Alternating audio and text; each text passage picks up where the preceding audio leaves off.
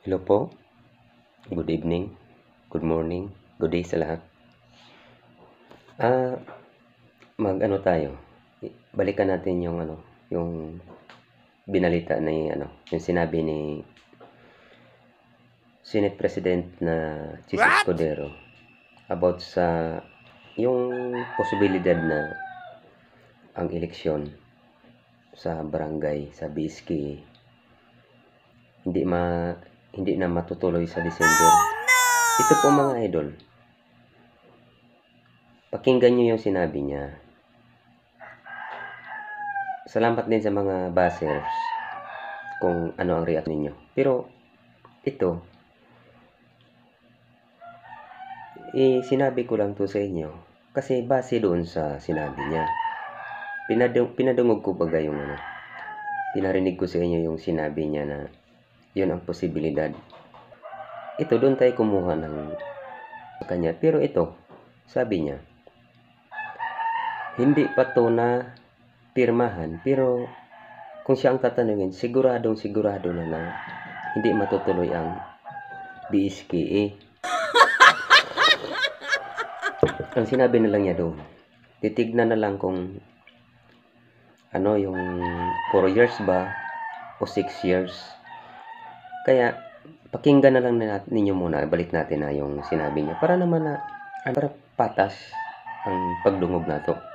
Pakinggan ito po. Pasado na on third reading.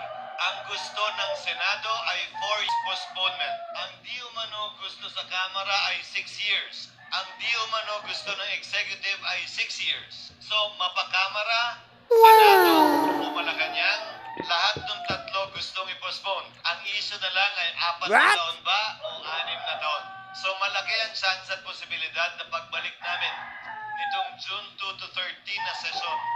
Yan ay maaprubahan dahil ang maikli na lang yung panahon para sa December. Magre-resume ang Kongreso July 28. Baka maipit na. Sayang yung gagastusin ng COMELEC sa paghahanda kung mapapostpone nila naman.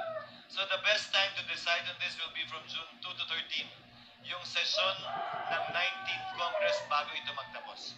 And I think, kung tatanungin niyo ako, sa palagay ko mapapostpone ang barangay elections. Ang tanong lang pang ilang taon? Yan. Siya mismo may sabi na pagdating ng June 2 hanggang 13, magre-resume na yung kanilang sa Senado. Nila na mapipirmahan yung na yon, yung resolution yun. Kasi ang may pahabol baga, kung ako ang tatanungin ninyo, sabi niya, sa tingin ko mapopospone. Titignan na lang ang taon kung 4 ba or 6. Kaya ito, hindi naman tayo makagawa ng istorya na ganito kung hindi naman sinabi niya. Ito nakaraang araw lang to. Mga 3 days pa lang o 4 days. Ngayon, sinabi. Yan ang sinabi niya. Siguro, maski sila, nakapag, ang kanilang, ibig sabihin, naka-resist sila sa kanilang, pag sa Senado o sa Kamara, naka-resist sila. Pero, alam mo naman, magkaibigan sila lahat. Nag-uusap din yan, nagchat-chatan. Kasi may mga kaibigan din silang mga mayors o mga kapitan. Yung mga kapitan nagtatanong sa mayors kung matuloy ba yung eleksyon. Tapos ang mga mayors naman nagtatanong sa kanila kung ano ba yan, ba yan, pwede ba yan matutuloy o hindi.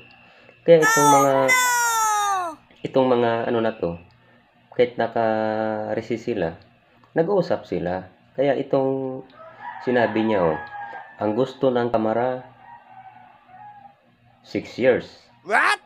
Ang gusto ng Senado 6 years. Ang gusto ng Malacanang 6 years. Puro sila gusto 6 years. Ang tanong na lang daw, kung mapipirmahan. Kasi December ng eleksyon, gahol na daw sa oras.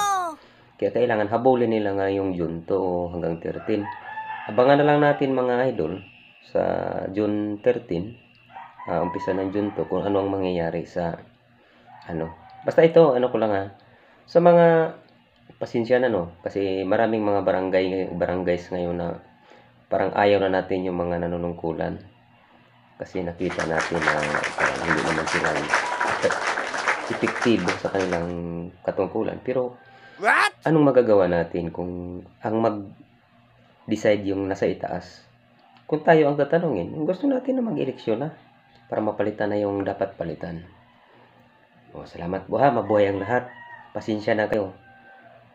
Disclaimer na lang din po sa mga buzzers.